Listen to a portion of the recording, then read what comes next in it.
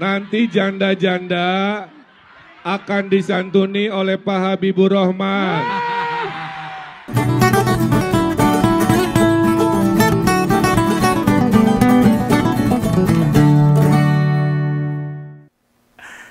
Last minutes Pilkada DKI Jakarta. Ada sesuatu yang akan sampaikan tentang Ridwan Kamil. Orang itu kalau mindset atau pikirannya ada hal yang konslet atau pandangannya tidak sesuai dengan norma, ya mau sehati-hati apapun ya kejeblos juga, kejegur itu. Nah ini Kang Ridwan Kamil ini calon gubernur dari Kim Plus Plus untuk Pilkada DKI. Genti yang tersandung omongan yang merendahkan perempuan dan lagi-lagi tentang janda. Ini serius ini Om Begawan nggak nyangka. Sulit nerima dengan pakai otaknya Pak Begawan sendiri. Nanti janda-janda akan disantuni oleh Pak Habibur Rahman. Ada masalah apa sih Kang Emil sama Pak Suswono sama para janda ini?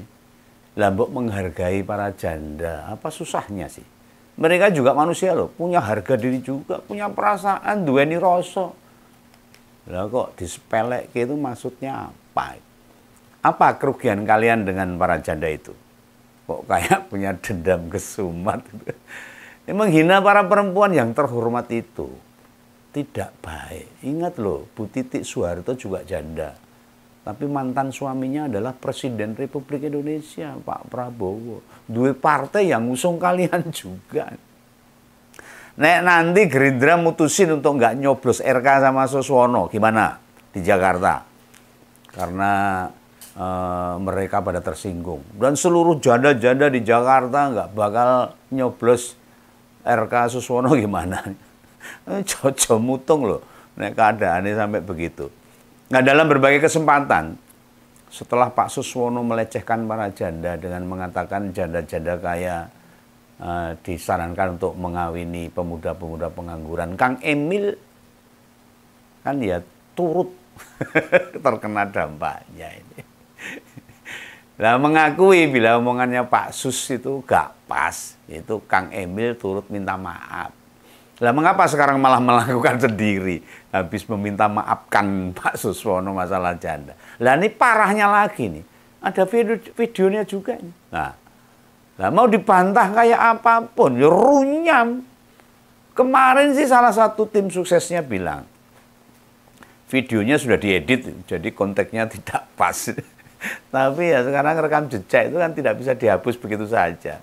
Mau ditampilkan utuh videonya, ya bakal podo wae.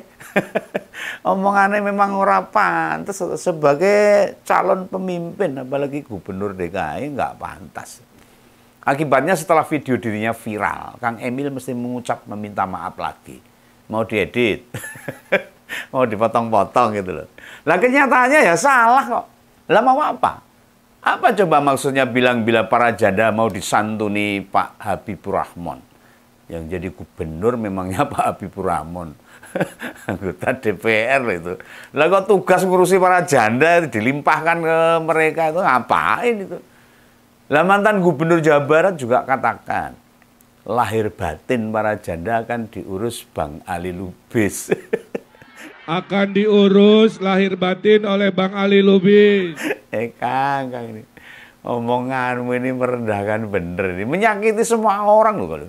Mbok kira urusan janda yang tersakiti hanya para janda, semuanya lah, semuanya, bisa anaknya juga, bisa lingkungannya, bisa sanak saudaranya, di sekitar kita ini, di lingkungan kita ini, di keluarga kita, di tempat kerja kan ada juga perempuan yang hidup sendiri setelah menikah, single factor dia, single parent dia, untuk menafkahi keluarganya. Jangan direndahkan. Hidup sendiri setelah menikah itu berat. Entah sendiri karena ditinggal wafat suaminya maupun pisah karena berbagai sebab. Nah, kesendirian mereka itu harusnya jadi perhatian bersama, bukan dilecehkan, bukan malah jadi bahan guyonan. Nah, ini mungkin maksud Ridwan Kamil nyebut kebutuhan batin diurus Bang Ali Lubis itu apa maksudnya? Kebutuhan batin loh ini. Jangan salah loh. Orang kan mikirnya kan macam-macam kalau kebutuhan batin ini. Om Begawan sih paham, maksudnya nek punya kebutuhan batin minta dicarikan jodoh gitu sama Bang Ali nanti. Dia yang buka biro jodoh untuk para janda. Wah, parah ini. Tapi ketemu laki-laki atau pasangan yang pas, jangan malah jadi beban para janda itu. Lah mereka nggak bisa nyari sendiri. Mestinya nanya tuh Bang Ali Lubis ini maksudnya apa. Masih juga ditambahin bakal dikasih sembako sama Bang Adnan. Beneran nih bila Kang Emil terpilih. Nama-nama itu akan ngurus para janda di DKI. Ini saya minta maaf ini bagi para janda di wilayah DKI dan seluruh Indonesia ini. Jangan dimasukkan hati ini kata-katanya Kang Emil ini. Ya kalau caranya begitu sudah usah dipilih aja lah, nanti malah menjadi ketersinggungan, keberlanjutan itu. Lah kalau nyimak videonya itu, omongan itu kayak bercanda, guyonan, gojekan kalau bahasa Jawanya. Status janda jangan jadi bahan tertawaan. Nyandang status begitu tuh beban loh, apalagi yang punya anak. Serba susah mereka, single parent itu tidak gampang. Jangankan ketemu teman di sebuah tempat, kadang ngobrol sama rekan kerja sekantor aja, tuduhannya bisa macam-macam, menjadi perhatian banyak orang. Ayolah, apa mau Bu Atalia direndahkan begitu? Misalnya pisah atau ditinggal nanti sama Kang Emil, enggak mau toh. Ini bukan mendoakan loh, tapi biar dia bisa mikir sendiri, seumpama ini. Ini tolonglah, ini status-status yang ada di masyarakat. Ojo jadi bahan buat celelean. Celelean tahu tuh. Bahan ejekan itu loh. Buat bahan tertawaan yang cenderung mengejek mereka. Dan nggak hanya status janda aja, status difabel, status orang miskin yang dapat gakin atau lainnya. Itu menjadi tanggung jawab kita. Justru harus kita support, harus kita dukung, harus kita perhatikan, bukan diejek, bukan menjadi bahan lelucon. Lah itu semua masih mending. Ada lagi Kang Emil nyebut jika cocok akan dinikahi sama Bang Rian. Oh ini kan candaan yang kurang ajar. Ini piye jal karepe kalau gitu tuh. Dan kalau cocok akan dinikahi oleh Bang Rian. Ini loh yang di awal ini atau di pembuka episode ngompol kayak ini tak bilang. Seandainya di otak seseorang merendahkan sesuatu, lembut ditahan kayak apapun, kadang ya lepas kendali. Karena memang di sini karakternya sudah konslet dulu. Dan posisi lepas kendali tidak selalu saat marah atau emosi berlebihan. Sewaktu senang, bergembira, bahagia, ngobrol informal, tiba-tiba lepas. Ya itu bisa keluar sendiri itu. Makanya Om Begawan nggak bisa bayangkan ini. Ini posisi Kang Emil ini calon gubernur loh. Lagi ada di panggung, didengerin banyak orang, didengerin banyak pendukungnya. Ini pendukungnya nggak malu tuh. Partai-partai yang mengajukan nggak malu juga ini, termasuk Pak Jokowi sama Pak Prabowo nggak malu itu. Dan dia tahu banyak HP yang merekam. Kok ya wani-wani ini tuh. Berani-beraninya nekat sekali. Kekendelan itu bicara sesuatu yang merendahkan perempuan ini. Khususnya para janda. Lah nek cuma sama segelintir orang misalnya dalam ruangan tertutup, omongannya apa tidak jauh lebih kasar itu. Lebih saru itu. Lebih melecehkan lagi. Ini pertanyaan serius loh ini. Hal begini kan membuat kita penasaran nih, apa memang kesehariannya terbiasa merendahkan orang? Ini mau jadi calon pemimpin, kacau balok nih Jakarta ini nanti. Makanya mesti didengar ratusan telinga, juga menjaga tutur katanya tuh. Nggak mikir. Ini parahnya omongan sejenis wis tahu disampaikan sama wakilnya Pak Suswono, dibaleni lagi, diulangi lagi. Lah kayak kerbau aja jatuh ke lubang yang sama itu.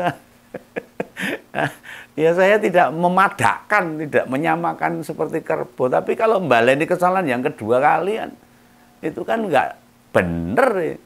Dibaleni lagi sama dia sendiri. Coblosan tinggal menghitung hari. Suara survei mereka itu ya lagi butuh tambahan dukungan. Elektabilitasnya juga anjlok. Lah kok omongannya pating kelenyit. Malah bumbrul-bumbrul karu-karuan. Nah dia memang nyalon gubernurnya di Jakarta. Lah sing tersinggung malah saya Indonesia Raya loh ini. Iya. Mau jadi pemimpin mestinya kan dijaga itu perilakunya. Cara bertutur katanya ini.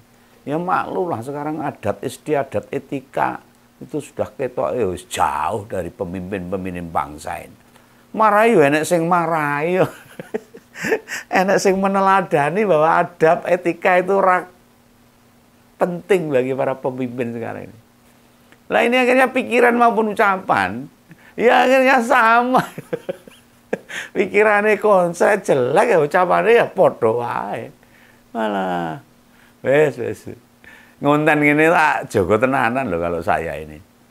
Apa yang saya ucapkan ketika saya misuh itu dengan dasar yang kuat. Kalau enggak ya enggak, orang sembarangan. Mau jedul tuh bicara langsung di akun medsos punya begawan sendiri wae loh saya ini. Harus berpikir ulang.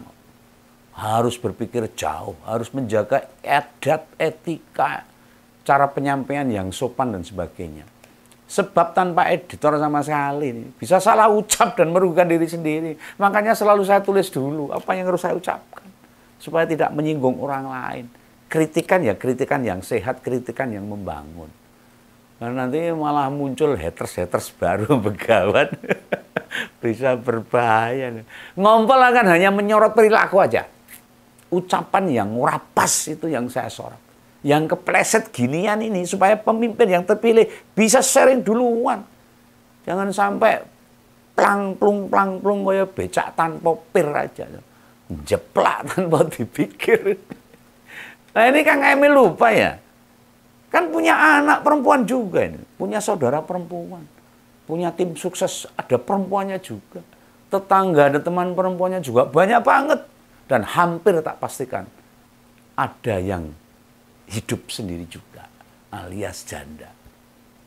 Gak mungkin gak ada orang yang dikenalnya tidak ada yang berstatus janda, pasti. Kalau toh pun tidak ada, salah apa para janda itu sama Kang Emil? Salahnya apa? Pernah kejadian sesuatu yang menyedihkan dengan para janda mungkin loh ini. Saya tidak menuduh. Sehingga jadi bahan direndahkan segitu kejamnya itu. Kalau mau merendahkan orang, ya fokuslah pada perilakunya. Itu Kang Emil. Bukan pada statusnya. Siapa sih perempuan yang membina keluarga? Itu mau punya status janda. Ya, kan semuanya bisa dijaga toh. Kenapa gak menghina dan merendahkan para koruptor aja? Kenapa yang dihina malah para janda? Itu para pelaku kekerasan, itu KDART itu, para kriminal atau pejabat yang mengabaikan hak-hak rakyat itu yang harus direndahkan, yang harus dikritik, yang harus dibantai itu. Mereka itu lebih luar binasa. Kok luar binasa? Luar biadab. Jauh dari perempuan. Perempuan itu makhluk yang harus kita hormati. Yang harus kita support. Mereka yang memunculkan kita. Orang perempuan, orang Kang Emil. Iya enggak? Apalagi seorang ibu. Maka dikatakan sampai ada pepatah surga itu di telapak kaki ibu. Betapa harus dihormatinya perempuan itu. Dan janda adalah salah satu perempuan yang harus kita hormati. Beban hidup para janda itu berat banget loh. Walaupun ada yang secara ekonomi mereka kaya raya, tetapi secara batin mereka juga berat. Lah wong kita ini para lelaki menjabat atau punya status duda aja beratnya umum. Yang mesti kita gak ngalami sendiri loh. Lah manusia dewasa ditakdirkan berpasangan. Jadi urip dhewean kuwi ora gampang, tidak mudah. Mestinya mereka beneran harus dibantu, ditolong, diangkat derajatnya. Banyak loh tokoh perempuan yang mesti hidup sendiri, tapi punya kehormatan tinggi. Nah, contoh saja salah satunya, ya Bu Titik Soeharto. Sekarang jadi Ketua Komisi 4 DPR RI. Coba saja ulangi kata-kata yang sama di depan Pak Prabowo. Berani mengatakan begitu di depan Pak Prabowo. Kang Emil berani. Oh, kaplok. Nah, di saat kepleset omongannya itu, ada tambahan beban baru pasangan Kim Plus ini. Untuk maju berkontestasi di DKI. Tapi kalau pendukungnya tidak merasa malu, pendukungnya malah bangga dengan apa yang diucapkan Kang Emil, melamat bubrah ini. DKI alamat bubruk ini. Nah jelang hari H, status Kang Emil sama Pak Sus itu belum pindah jadi warga DKI loh. Kang Emil masih berKTP Bandung dan Kang Sus masih Bogor alamat tinggalnya ini. Lah mereka itu serius mau nyalon di DKI enggak sih? Nyuruh orang milih mereka, yang mereka sendiri enggak mau milih dirinya sendiri. Piye? Sudah kehilangan berapa suara itu dengan keluarganya. Dengan istri anaknya. Enggak mungkin bisa milih di DKI. Berarti kan masih berstatus bukan warga DKI. Tidakkah itu bisa dimaknai? Jangankan dia menghargai pemilihnya. Menghargai diri sendiri saja tidak dia lakukan. Nah, ini Om Begawan paham ini. Ngapain susah-susah ngurus pindah alamat? Nanti mesti pindah ke alamat semula. Ini sekaligus memberi gambar loh. Partai politik yang mengusung keduanya itu juga tidak dihargai sama sekali. Mosok pas tanggal 27, di saat warga DKI mendukung Emil Suswono berbondong-bondong ke TPS buat milih nomor 1.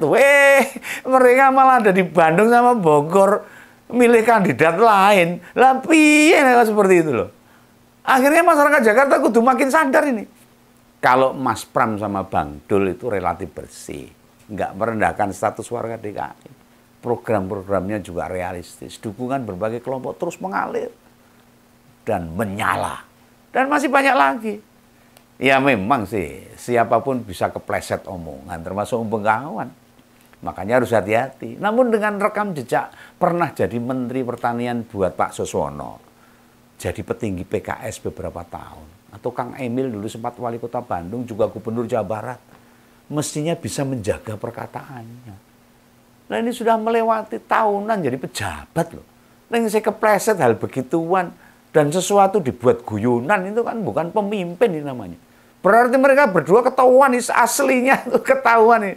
Mungkin selama ini tidak ada yang viral. Atau bisa ngerem sehingga aman.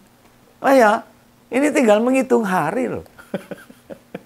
Dan juga saya mengucapkan terima kasih pada teman-teman pendukung Mas Pram sama Bang Dul Rano Karno yang tadi pagi turun di kampanye Akbar terakhir. Meski hari tenang, jaga lingkungan masing-masing ya. Potensi serangan justru sering berjalan saat hari-hari terang. Awasi itu serangan fajar, sembako dan sebagainya. Kalau tangkep, pokoknya langsung wae. Nek ono barang nyebar, amplop bertaburan, tentengan dibagikan, serani Bawaslu wae. Yang begituan bisa merubah pilihan rakyat. Hatinya bisa goyah hanya karena sembako. Kalau ketangkep, tangkap, serahkan Bawaslu. Sudah, selesai masalahnya. Itu ya, salam untuk warga DKI Jakarta dan juga Jawa Tengah, khususnya Solo Raya. Dari Om Begawan, salam ngompol. Dadah.